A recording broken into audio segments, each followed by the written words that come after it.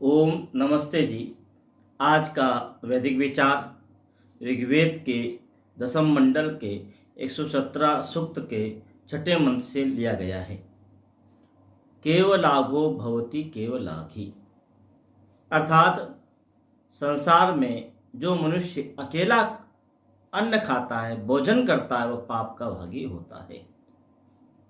अकेला खाने वाला पापी होता है। आपको जानकर आश्चर्य होगा कि विश्व की जितनी संपत्ति 50% व्यक्तियों के पास में है, उतनी संपत्ति केवल मात्र 1% व्यक्तियों के पास में है। दूसरे अर्थों में हम बात करें तो जितनी संपत्ति विश्व की 50% व्यक्तियों के पास में है, उतनी संपत्ति केवल मात्र विश्व के 8 व्यक्तियों के पास में है।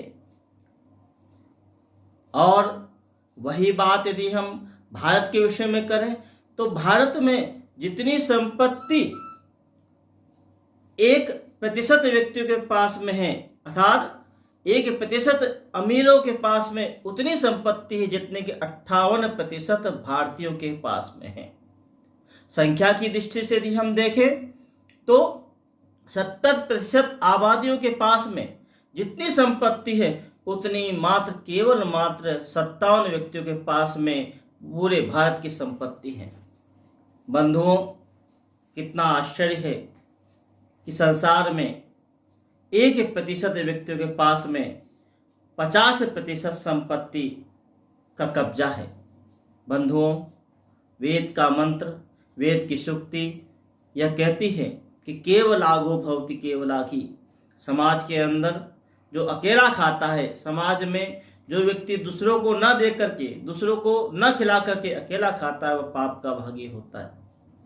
बंधुओं, यह जो मंत्र है जिसकी हम चर्चा आज कर रहे हैं, जिसकी सूक्ति की हम बात कर रहे हैं, यह ऋषियों ने, महर्षियों ने कहा कि यह भोजन के अंत में हमें बोलना चाहिए। इसका विधान हमारी दिनचर्या में प्रतिदिन भोजन के पश्चात कहा गया है। पूरा मंत्र इस प्रकार से है। ओम मोघमन्नम विन्दते अप्रचेता सत्यम ब्रवीमि वद इत सतस्य नार्यमणम पुष्यति नो सखायम केवलाघो भवति केवलाघी। हमारी परंपरा में इसको दूर करने के लिए पंच महायज्ञ में एक विधान दिया गया है। उसका नाम है बलि वैश्व देव यज्ञ। अर्थात हम जब भोजन करते हैं तो 10 आहुतियां हमारी माताएं जो लकड़ी का चूल्हा होता है उसके अंदर डालें। जितने हमारे आसपास कुत्ते हैं, पक्षी हैं, पशु हैं, चांडाल हैं, उन सबको भी भोजन दिया जाए। जो भूखा है उसको भोजन दिया जाए। कहने का तात्पर्य यह है कि गृहस्थियों के लिए पंच महायज्ञ में बलि वैश्व देव यज्ञ का विधान किया गया है। और हम इस प्रकार से अपने जीवन के अंदर न केवल अकेले खाएं तो समाज को देते हुए खाएं। इसलिए कहा ना कि हमारे जितनी आय हो, जितनी हमारे पास में इनकम हो, उसका कम से कम 10% हमको समाज के लिए देना चाहिए। वह नहीं दें हम तो 1% जिसको हम शतांश कहते हैं, वह तो हमें देना चाहिए। इसलिए बंधुओं, आओ केवलाघो भवति केवलाघी। हम अकेले न खाएं, समाज को बांटते हुए खाएं।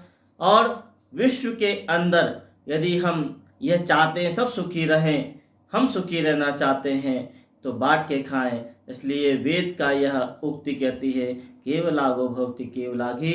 हे मनुष्यों, आओ हम अकेले भोजन न करें, सबको साथ में भोजन कराते हुए करें, हम सबको साथ में लेके चलें। इसलिए महर्षि दयानंद सरस्वती ने बहुत अच्छी सुंदर सी बात लिखा है, सबकी उन्नति में अपनी ही उन्नति समझनी चाहिए।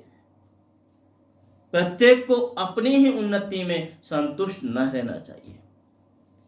यह आर्य समाज के नियम में लिखा, प्रत्येक को अपनी ही उन्नति में संतुष्ट न रहना चाहिए, किंतु सबकी उन्नति में अपनी उन्नति समझनी चाहिए। जिस दिन पूरा समाज, पूरा विश्व इस उक्ति को चरितार्थ कर लेगा, निश्चित रूप से वह पाप का भागी नहीं होगा, वह पुण्य का भागी होगा। वह जीवन के पथ पर, कल्याण के पथ पर निरंतर चलता रहेगा। आओ हम इस वैदिक विचार को केवला गो भवति केवला की हम अपने जीवन में हमेशा बांटते चलें, देते चलें, वितरण करते चलें, यही मैं आपसे कामना करता हूँ। आओ हम इस प्रकार से अपने जीवन को उन्नति के पथ पर ले चलें।